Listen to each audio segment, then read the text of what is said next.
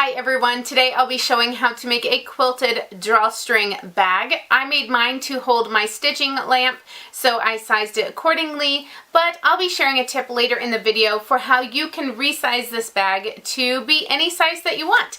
And by the way, it is raining where I am right now, so if you hear some extra noise in the background, that is what it is. But let's move forward into this video. You can use larger pieces of fabric for this bag, or you can patchwork your fabrics together like I did for a different look. You'll also need a fabric to use for the lining, the binding, and the drawstring casings, and then some sort of batting. For my batting, I chose a fusible fleece because it's what I had on hand and I had plenty of it, but you can use a traditional quilt batting or even actual fleece fabric or whatever you have on hand that you want to use as your batting layer. Start with your outer lining and batting a few inches larger than you want them to be in the finished bag in case they cinch up while being quilted.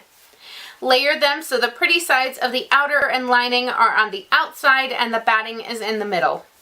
I went ahead and ironed the fusible fleece to the outer fabric. After they are all stacked up and smoothed out, baste them together in some way. You can hand sew some large basting stitches or pen all the layers together with basting pens.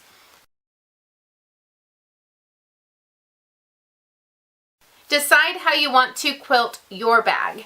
I decided on simple diagonal lines, so I used a ruler to mark them out about every 2 inches with a water-soluble marking pen.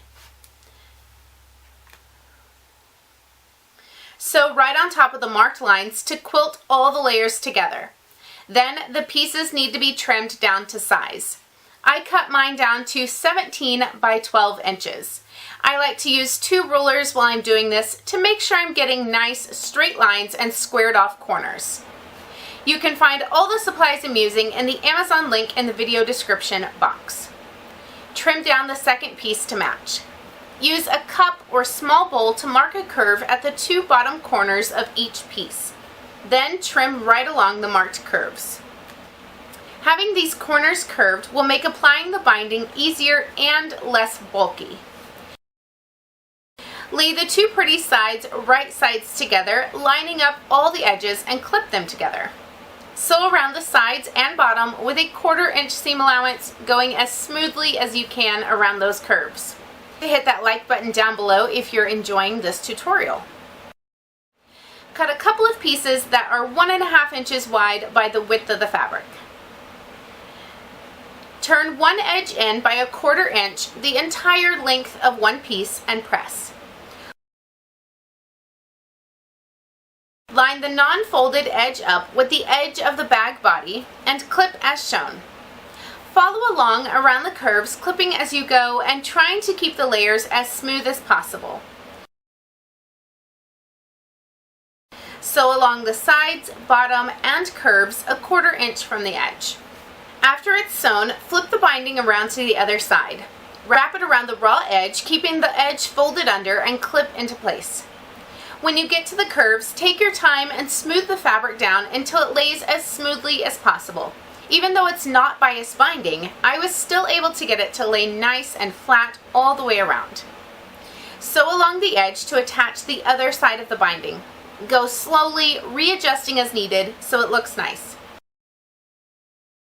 Time to work on the drawstring casing. If you're making your bag in a different size than my bag, I'm going to share a quick tip with you for how to make sure your drawstring casings are cut to the right size. What I have found useful is to cut your casings the size that you want your bag to finish. So for example, my bag is going to finish 11.5 inches wide. So I cut my 4 casing pieces 11.5 inches wide by 3 inches tall. This way, after I have sewn the sides and flipped them right side out and all of that, my casings will be a 1/2 inch smaller than the bag finishes. And this gives that little bit of space that it needs on each end to get the drawstring in and all of that. So if you're making a bag that finishes, say, 8 inches wide, you'll want to go ahead and cut your casings 8 inches wide, and then after you've sewn them, they'll be 7.5 inches, and you'll have that little space on each side, and they will be the perfect size for your bag. And then I usually go with 3 inches for the height of them, That way, once they're folded over and sewn onto the bag, it's still a nice size for a casing. Lay the 4 casing pieces right sides together in sets of 2. Sew along the short edges with a 1/4 inch seam allowance. Flip each one so the right sides are on the outside and press. Then fold each in half and press again. Flip the bag right sides out so it's ready for the casings. Smooth out the edges so it's laying as flat as possible. Place one casing on top, lining up its raw edges with the raw edges at the top of the bag. It should be centered so there is about a 1/4 inch gap between the edge of the casing and the side seam of the bag on each side. Clip the casing to the bag top.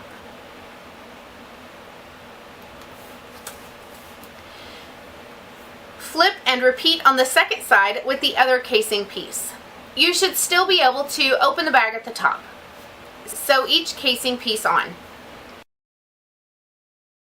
Grab the other piece you cut earlier for the binding and make sure that one edge is ironed over a 1/4 inch. Fold the short side back a 1/2 inch or more and line up the long raw edge with the raw edge on the bag so the pretty side is touching the bag lining. Clip in place and continue all the way around. The casing pieces are still folded down at this point and only the seam allowances are being worked with.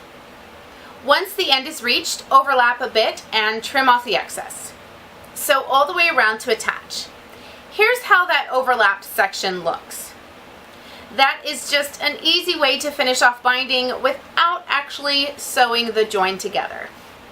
Like before, flip the binding around to the other side, keeping the folded edge turned under, and clip the binding in place. Sew all the way around to attach everything. Here's where the binding was overlapped at the ends. It's hardly noticeable at this point.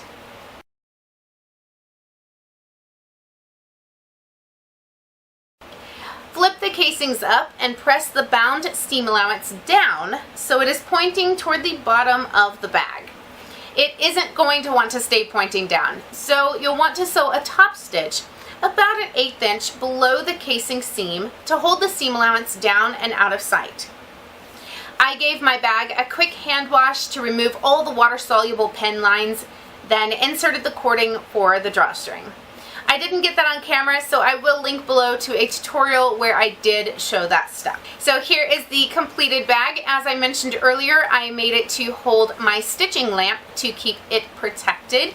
And if you make a bag using this tutorial or using any of my Whitney Sews tutorials, I would love to see a picture. So please share one with me either on the Whitney Sews Facebook page or you can tag me on Instagram.